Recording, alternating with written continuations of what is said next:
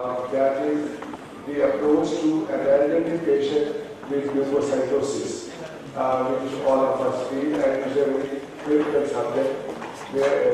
I hope you all enjoy this. From the morning, we are having copybook pattern presentations, very much in similarity to the cricket played by Mr. Sunil Gavaskar. But I would prefer now to have more of a Bill Richards type of presentation, where you see a patient with leukocytosis. By the show of hands, can anybody put up the hand? No. So that means this is a very relevant topic all of us see in our clinical practice. So when there is a leukocytosis, what is the first thing that comes in your mind? Anybody? Infection. Infection. So all our aim in any patient of leukocytosis is to see that we rule out infection. So the objectives of my talk today is to provide practical diagnostic algorithms when confronted with leukocytosis in an elderly, and then help the non-hematologists like you who are not doing hardcore hematology to decide when to take a hematology consult. So this is the two main aim of my talk. Normal limits of WBC, the adults is around 11,000, and anything beyond 2 standard deviation from this is considered as abnormal leukocytosis. Leukemia reaction typically is when it is more than 50,000, and neutrophilic leukocytosis is when the absolute neutrophil count is more than 7,700. Absolute neutrophil count is counted by taking the percentage of the band form and the polymorphonuclear cells by the percentage of the WBC present. So these are the nomenclatures we use whenever we deal with a patient of leukocytosis. So a very simple approach in an elderly is to divide it into central cause, that means something is wrong with the bone marrow, or to take it as a peripheral cause, which may be stress in some patients, and as we pointed out, infection, inflammation. Rarely, even a malignancy without involving the bone marrow can cause leukocytosis, and of course, post-parectomy. So, how do you approach it? In the morning, Dipanjan gave an excellent lecture on history taking, clinical examination. So, very important leukocytosis is hepatosplenomegaly, lymphadenopathy, and the WBC differentials are very, very important. These are the 3 acute phase reactions can give you a clue of infection or inflammation, CRP, ESR, LDH, even ferritin in some cases. And your aim will be to have a septic screen to find out whether there is infection, and in a suitable patient, if you think you can do a malignancy screen also. So what is common? Cancer or reactive? Reactive. So all our aim will be to find out whether it's a reactive leukocytosis. So this is how we find it out. In reactive leukocytosis, you might see a presence of a huge number of cells of different categories. It may be neutrophil, monocytes, eosinophil, or any one of them. But in neoplasia, it's always one, a single clone. So that is very important. Is it clonal or is it reactive? And in neoplasia, you will get blast, which you will never get in a reactive leukocytosis. So here's the elderly male who has come with post-operative gram-negative bacteremia. The WBC count is 92,000, the neutrophil count is 74,000, monocyte count 16,000, the hemoglobin and platelet is well maintained. There is also a band form of macropolycyte, and there is a monocyte. So there is a high chance with this macropolycyte and monocyte that this is a infection-mediated leukocytosis, which is the most common. But as I said, this is more than 50,000. So how do you differentiate between a leukemia reaction and a leukemia? We can utilize the leukocyte alkaline phosphatase score, which is now available in all the labs, that is LAP score. Remember, LAP score is high in all these patients, but LAP score is low in CML and PNH. So this is how you distinguish between a very high count, like this patient has got nearly 1 lakh count. So to differentiate, you use the LAP score.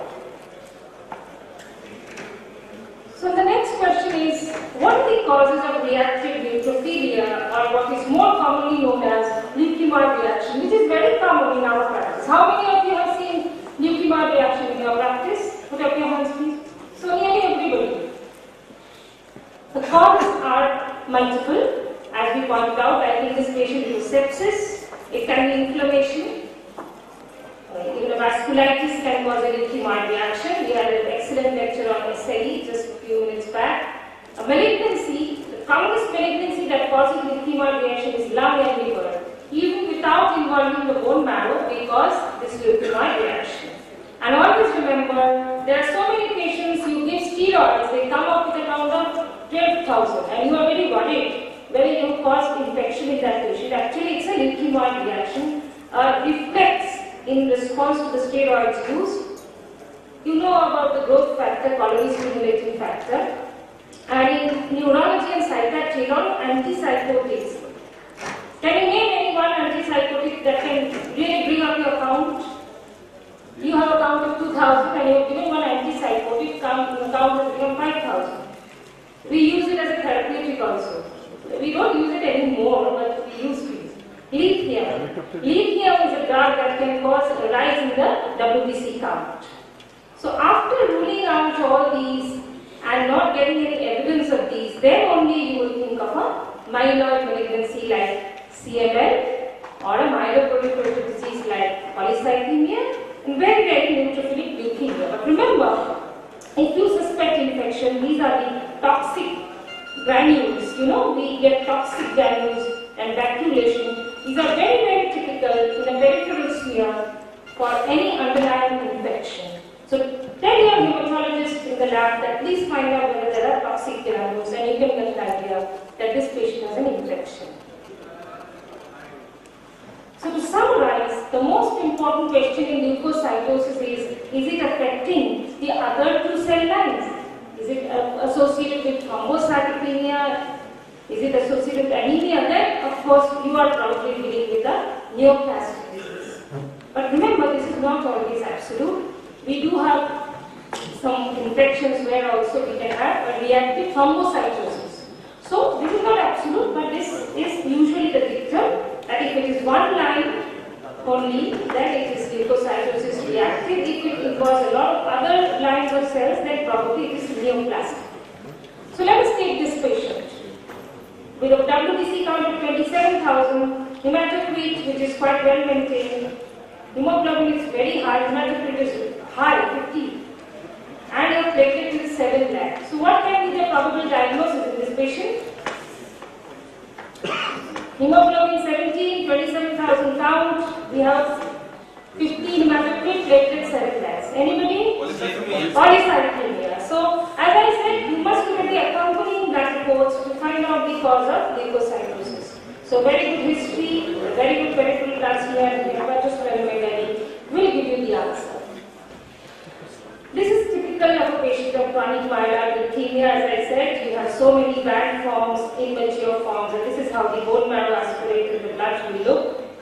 But don't jump into the conclusion of CML in any patient of high blood count. Rather, rule out what I said before. So this is another patient, 2.8 lakhs WBC, hemoglobin 4, and your hematocrit 30%, and look at the platelet, only 28,000. So, what has happened? Some form of acute leukemia. Because see, all these cell lines are affected, and such high count with low hemoglobin and platelet, very typical of an acute leukemia coming to you.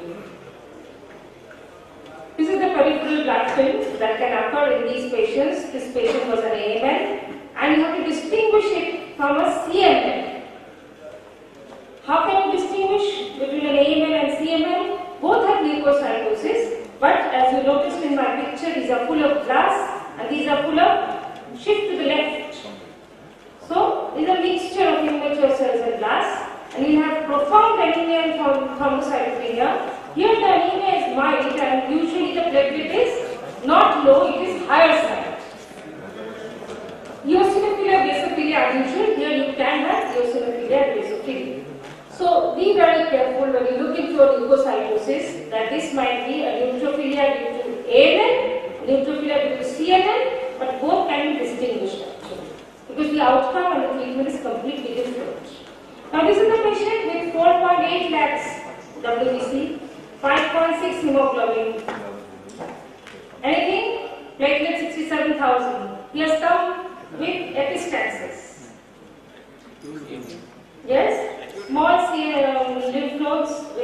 splenomegaly? Any idea? CML. Okay, now let me go into this. Count is hemoglobin is only 5.6 and platelet is 67. Will you find a CML like this? CLL, yes, very good. So this is a CLL and this is how the smear will look, full of lymphoid cells of different series.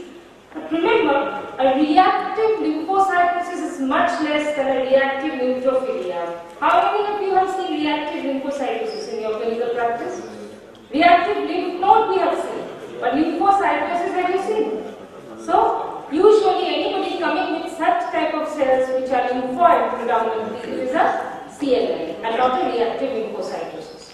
But all that looks like a lymphocyte may not actually be a typical CLL. We can also get a follicular lymphoma which has spilled into the blood, look like this. We can get a mantle cell lymphoma which looks like this in the blood, and a hairy cell leukemia which looks like this. So, lymphoid cells may not always be a CLL. It can also be any one of these lymphoid series like mantle, follicular and hairy cell. So, how to distinguish?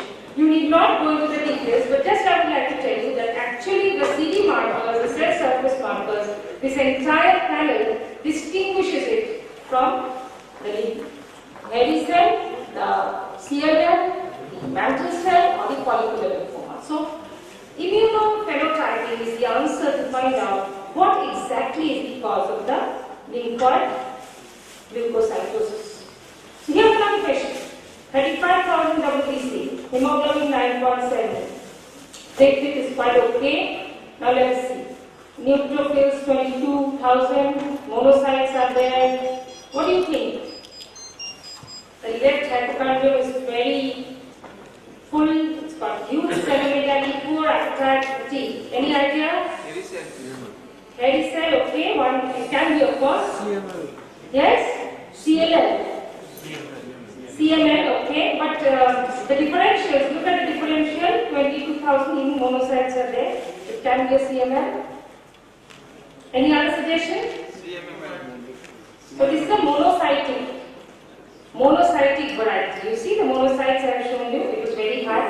So this is monocytosis, which can occur in chronic infection, can occur in lymphoma, even following acute myocardial infarction, even with metastatic cancer. So first you have to rule out the chronic infection or chronic inflammation. Even a long-standing connective tissue disease can cause monocytosis like this. But in this patient, as you are absolutely right, it was a chronic myelomonocytic leukemia that we saw in the blood picture.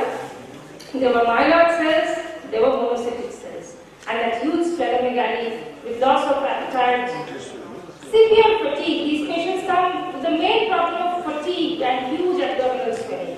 So this was a chronic myelomonocytic leukemia, but we must distinguish it from reactive monocytosis due to infection or chronic inflammation. Eosinophilia is another such neutrophilia, and by the show of hands, how many of you have seen eosinophilia in your life? All of us. And what is the first test we do in eosinophilia? What do we first do? Or what do we first ask?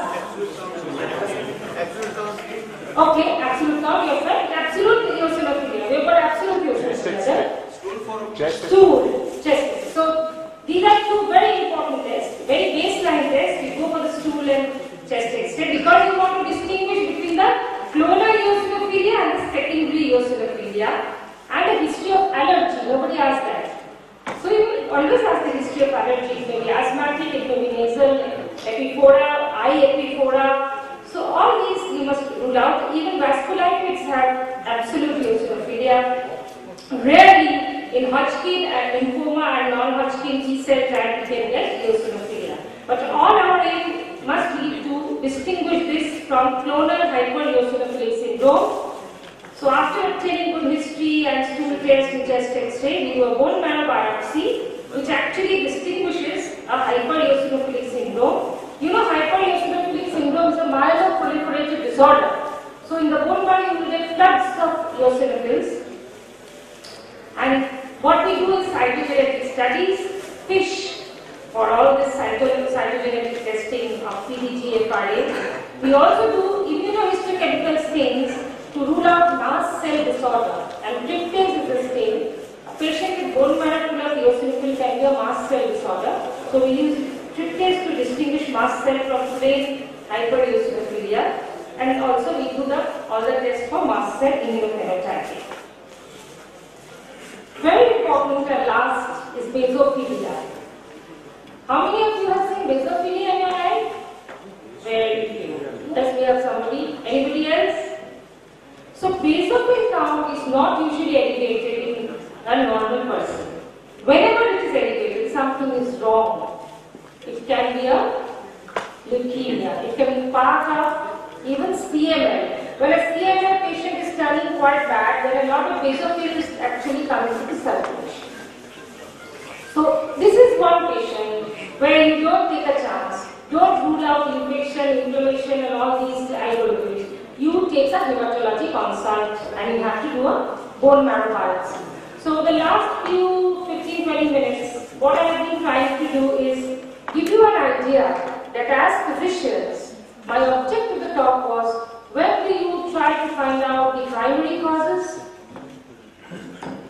When do you try to find out the secondary causes?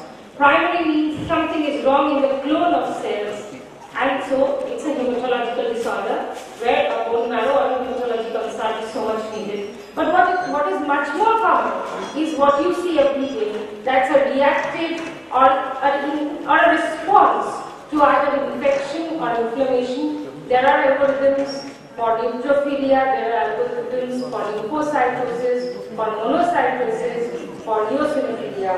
Hardly there are any algorithms for basophilia. So friends, I think the first thing that should occur when a patient with leukocytosis enters your office, you must distinguish it from pseudoleukocytosis. And what is that? Have you seen when somebody takes in an EDTA blood, what happens? It gets clumped. Then you do a smear. The patient will get a report. You have a WBC count of 11,000 and your platelet count is 59,000. What has happened actually? The thrombocytopenia is pseudothrombocytopenia and the leukocytosis is pseudoleukocytosis. I don't have the picture. Actually, it is due to the clotting of blood in the smear, which looks like leukocytes because the thrombocytes are actually surrounding the cell. So it's a pseudoleukocytosis if you do not put the blood properly in the EDTA. So very practical tip is, if you think anything like this is going to happen, take it in a heparin. Heparin will rule out pseudothrombocytopenia and pseudoleukocytosis. In heparin there is no platelet aggregation, and so you will get actual neutrophil count, actual thrombocyte count. So very simple step I told you to take. If you suspect that this is something wrong in the peripheral blood, what the patient has got the report, so you tell the laboratory, I want it to be done in a heparinized blood. So this is the last case I have. Patient coming with 24,000 blood count, hemoglobin is quite okay but lower side, and the platelet is 4.5 lakh. Here also severe loss of appetite, weight loss, massive splenomegaly. Neutrophil is 18,000. Anything else? Anything else? You can see some of these cells are showing something else. They have got nucleated RBC and they have got a shift to the left. Myelofibrosis. Yes, very good. So it may be a primary myelofibrosis, and what is this picture called? Leukoerythroblastic picture. You have got reflection of both. You've got reflection of leukocytes being increased and shifted to the left, RBC going to the left, that is the nucleated RBC. So this is typically seen with huge splenomegaly. You can get these teardrop cells, which is not present in this slide, but this is a total leukoerythroblastic picture, which you have when there is bone marrow infiltration with 4 M's: malignancy, metastasis, myelofibrosis, marble bone disease we don't get, and in many cases it can be actually a mycobacterial tuberculosis. So keep it in mind whenever you get such a bad picture that this can be the 5 M's that can infiltrate the bone marrow and give rise to the leukoerythroblastic picture. Before I end my talk,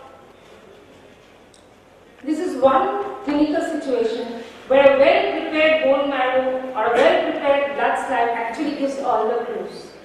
And a badly prepared one actually confuses you totally.